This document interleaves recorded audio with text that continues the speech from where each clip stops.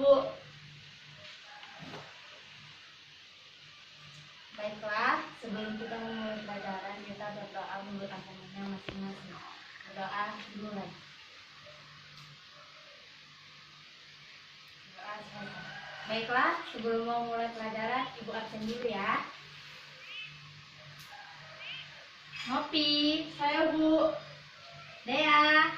Dea kemana ngopi? Sakit Bu. Putri. Datang ya Bu. Banyak ya, hari ini nggak datang ya.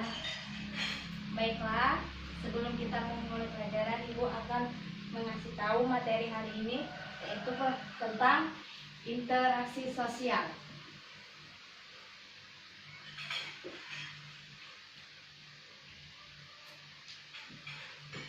Baiklah, di sini Ibu akan menjelaskan apa itu interaksi sosial.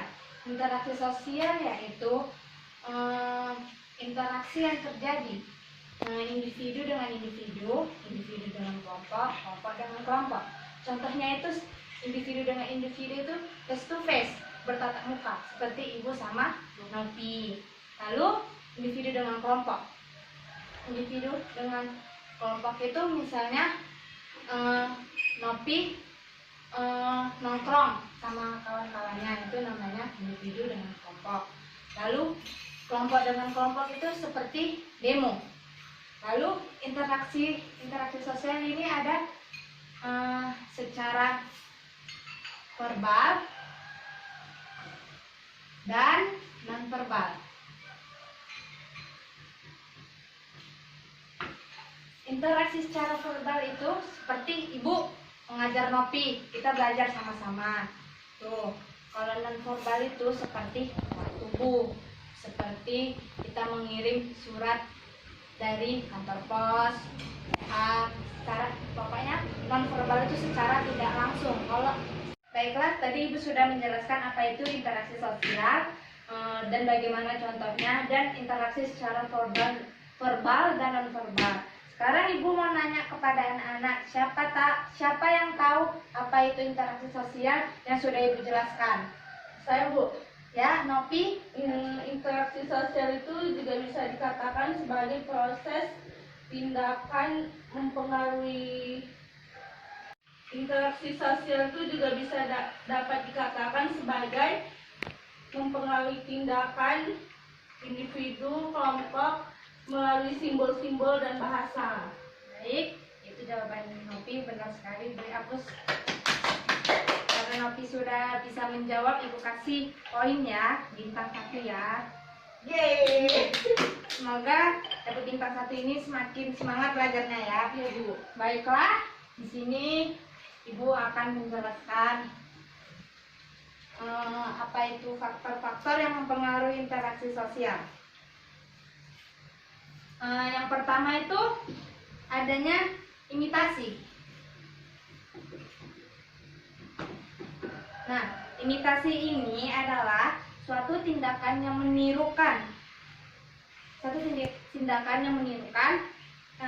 nilai, norma atau ilmu pengetahuan orang atau kelompok yang berinteraksi. Lalu di sini imitasi ada imitasi positif, ada imitasi negatif.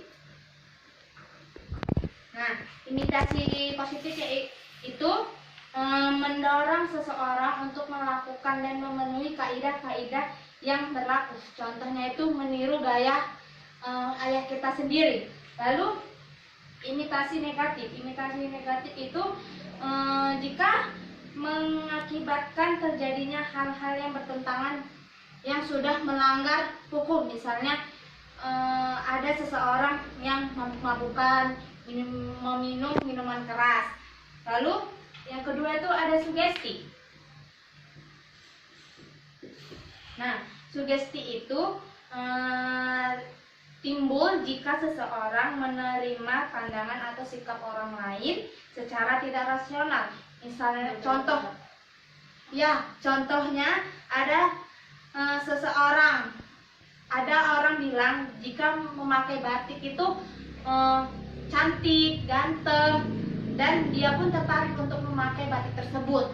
Lalu yang ketiga itu ada identifikasi. Nah, identifikasi ini maksudnya itu kecenderungan atau keinginan seseorang untuk menjadi orang lain. Contohnya itu meniru idolanya. Contohnya itu ada si anak mengidolakan Jackie Chan. Jadi dia menirukan gaya-gaya Jackie Chan. Nah, baru yang keempat itu ada simpati. Nah, simpati itu adalah suatu proses yang menjadikan seseorang yang merasa tertarik. Contohnya itu ada seorang siswa ikut ekskul menari. Jadi ada siswa lain tertarik sama ekskul tersebut. Jadi siswa tersebut mengikuti ekskul tari tersebut. Lalu yang kelima itu ada motivasi.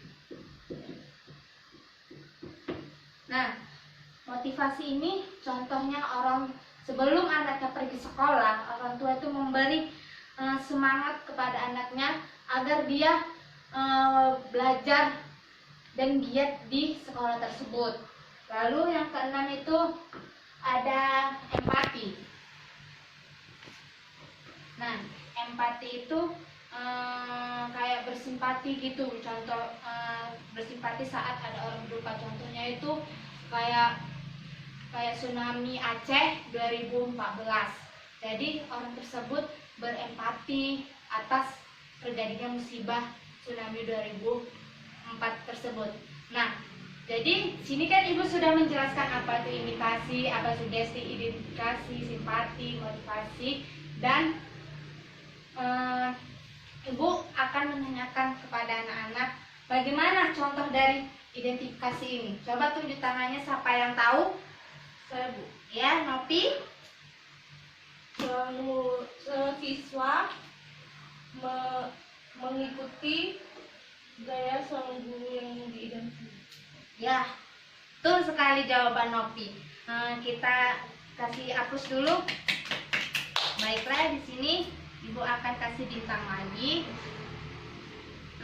Baiklah, di sini Ibu akan menjelaskan apa saja syarat-syarat terjadinya interaksi sosial. Yang pertama itu kontak sosial.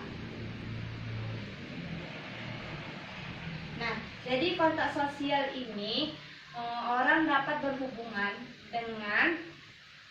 dengan orang lain tanpa menyentuhnya. Misalnya melalui dari surat kabar, telepon, WhatsApp, itu kontak sosial. Lalu yang kedua itu terjadinya komunikasi. Nah, komunikasi ini adalah situasi yang menjadikan seseorang memberi informasi pada perilaku orang lain yang bisa kayak komunikasi. Misalnya Ibu sama Nopi ini kan udah terjadi komunikasi, udah jadi kontak sosial. Lalu kalau tidak secara langsung itu seperti kayak telepon gitulah. Sampai sini paham apa itu interaksi sosial, faktor penyebab terjadinya interaksi sosial dan cara-cara terjadi interaksi sosial. Apakah sudah paham? Paham, Bu. Baiklah, tadi kan Nopi sudah dapat 2 bintang. Kan harus tambah rajin lagi belajarnya biar giat lagi belajarnya. Jadi jangan sampai misalnya Nopi nggak aktif lagi dalam kelas, ini bintangnya Ibu cabut.